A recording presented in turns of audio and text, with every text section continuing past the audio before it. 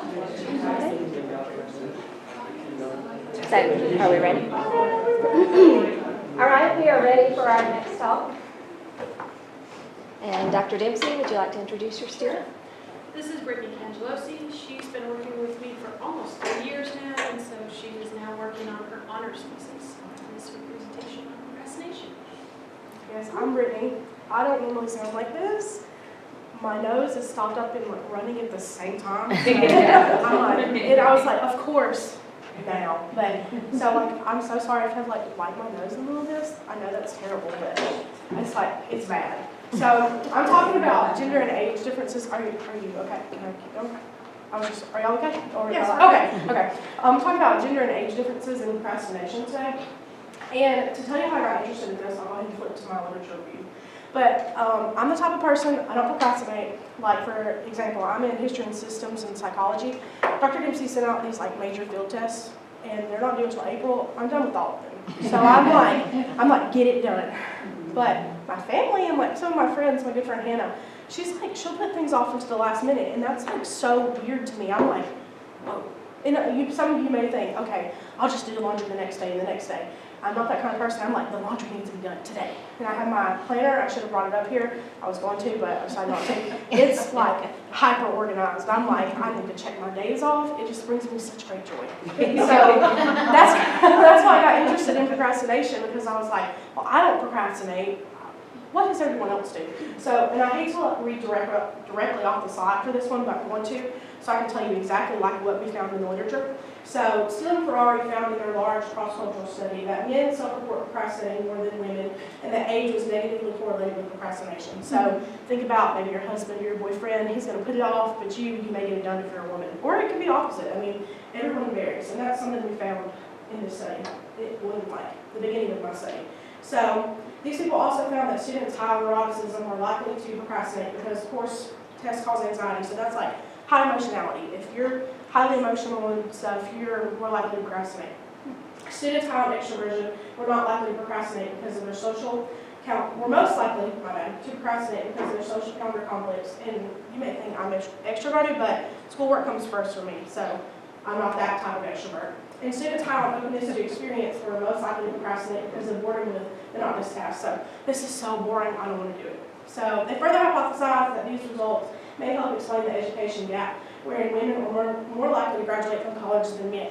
So at JSU specifically, and this is just like with what we found and what Dr. Dempsey has found, white women are more likely to graduate from JSU. That's what we found, and it's just in the facts. So academic procrastination, that's what I'm focusing on, is defined as procrastination restricted to the task and activities related to and or relevant for learning and studying. And if I talk fast, it's because I'm a mouth breather right now, so I'm like, all out one breath. So I'm like, okay, so my methods, and this is what I did. So I got into the literature, and I found this lay procrastination scale. So it's a scale that goes from 1 to 20. This is like a little screenshot of it.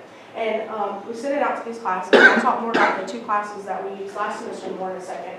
But so this scale, I sent it, it's 20 questions, and so like number 1 says, I often find myself performing tasks that I intended to do days before. Maybe you're a 4. You would rate yourself a 4. Personally, I'm a 1. I don't do that.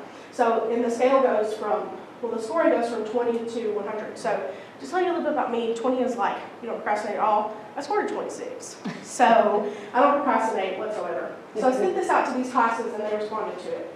And I thought that was really interesting, because I like these kind of scales where you can see like what people rate themselves as. So, we sent it to these classes, and this is PSY 436, Drugs, Society, and Human Behavior. So to like target the age differences, Drugs and Society is like juniors and seniors. So you have your juniors and seniors covered.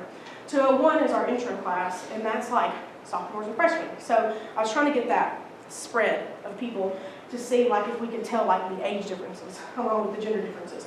So you see, and we ran this in SPSS, we had 124 females and 75 males complete the that we recorded data from in the classes. So moving on from that, this is what we were kind of interested in. So we sent the scale out, and we started to look at the course and the students that were in the course. So Dr. Dempsey and I were like, okay, what are we going to look at?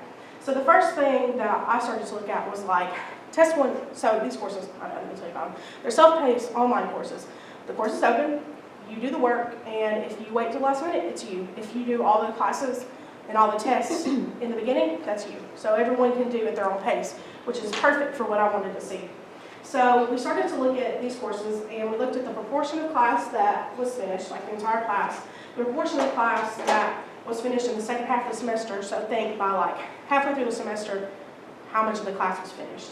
Like how much of the course did they finish in the second half. We looked at their final percent in the class, and we also looked at the proportion of class finished by day 63. So we put this in SPSS, and I know if you're looking at this, you're like, what does this mean? I'm going to tell you. So we ran this in SPSS, we ran some T-tests, and Dr. MC is wonderful for like teaching me how to do these things and like guiding me through. It's been a wonderful, wonderful experience. So this is what this means. So there's no difference in males and females in proportion of class finished. There's no difference in males and females in proportion of class finished in the second half of the semester. There's no difference in males and females with their final percentage. And I was like, yes, there is a difference in one of them. Because you know, you're like doing all this work, and then you finally find like a little difference. You're like, yes, oh, this is awesome. So there is a difference between males and females in proportion of class finished by day 63. So you're probably also thinking, what does this mean? This means that females start the class and are ahead with the coursework by day 63, but in the end, males do catch up. So females are ahead by day 63. They start it, they get it done. And then the males are like a little bit behind them, but the males do end up catching up. So that's what those numbers mean. So those were gender differences. Unfortunately, not yet. We haven't been able to find age differences. So there were no main effects of age, and there were no interactions. And Dr. Dempsey helped me think of like, well, maybe it's because I don't have like the spread of ages yet. So like when you can see these extreme groups on the 18 and below, there's only 16, and 24 and above, there's 10 in the, if you look like the distribution, excuse me. If you look at the distribution with the girls, it's more like the perfect thing that you see, and the boys are like, we just need more boys. So it's just, and like we were thinking, well, maybe it's because they're not doing the procrastination. You know what I mean? Like you can have all these factors. So this is where I'm going from there. There's not enough overall males in the study, but overwhelmingly there's more girls who complete it and take these courses. Maybe it's just so many maybes. Maybe girls are more likely to take this course. Maybe girls signed up before boys because maybe boys procrastinate on their registration. You never know. So we're collecting new data with new courses this semester. I'm so blessed to be able to work with both Dr. McCurchers in my department. They have let me use their classes, use their courses, and I'm sending out to 3 new courses this semester. So we're getting, you should see the responses, we're getting tons and tons of stuff. And I'm so glad that on my honors thesis, I'm getting this success that I wouldn't think that I would have gotten.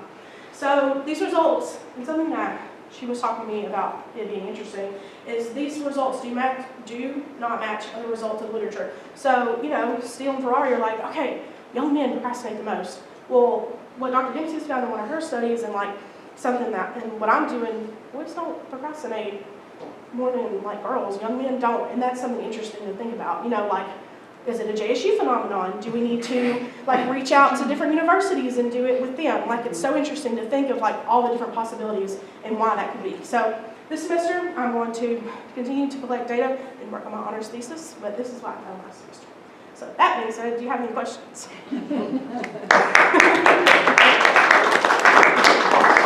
Okay, sure. Do you have any advice on how to make a procrastinator not be a procrastinator? Well, for me, okay, as a non-procrastinator, I like find joy in like getting things. This is something funny. Dr. Dempsey doesn't mark the days off my calendar. I do.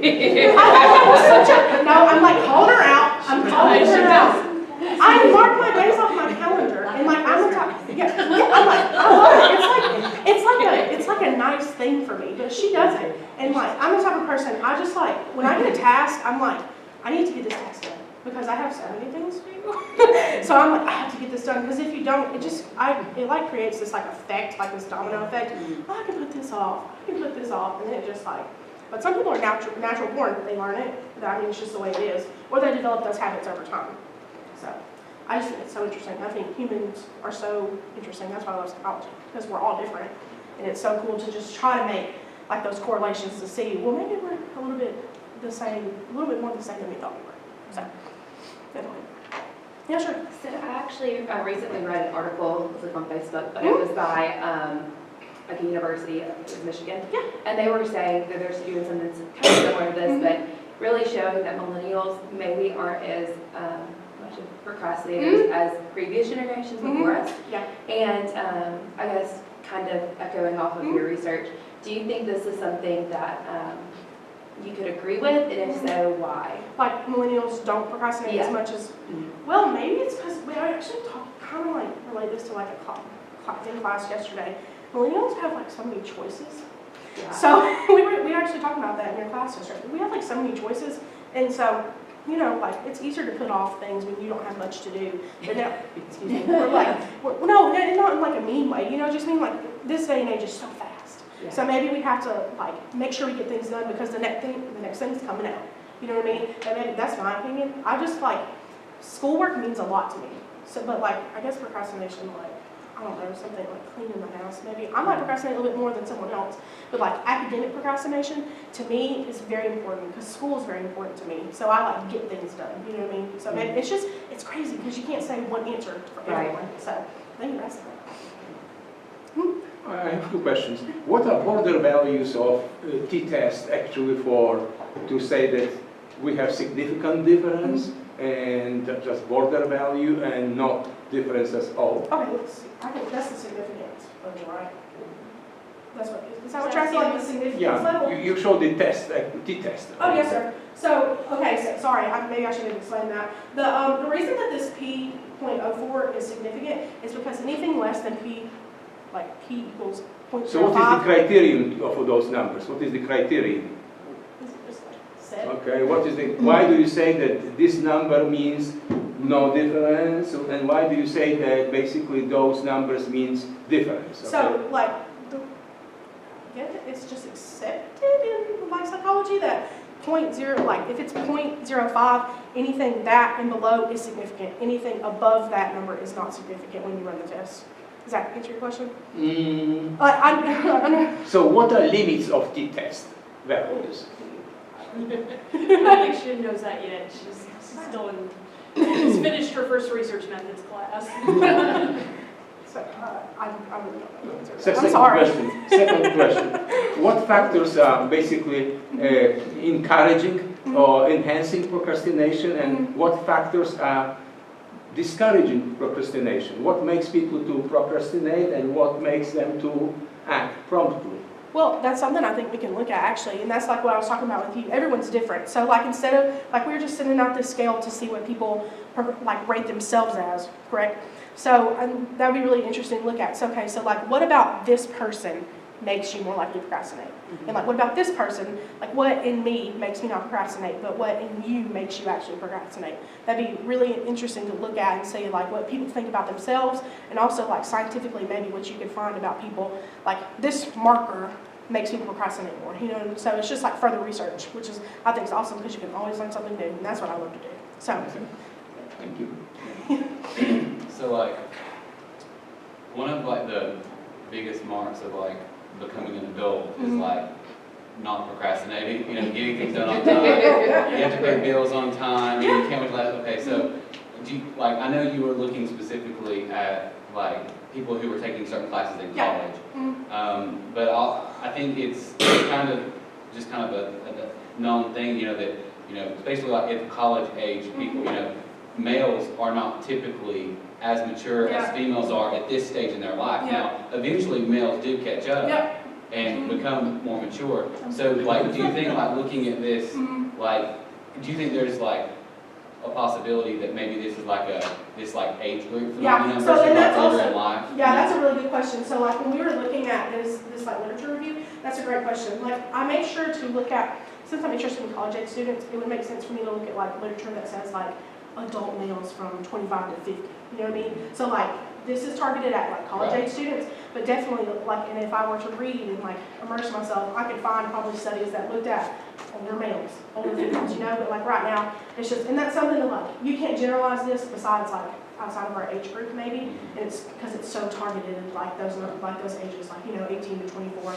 But actually, there's some people in there, like that's mostly the ages late, and like fall, there's like people in these classes that are like 50 years old.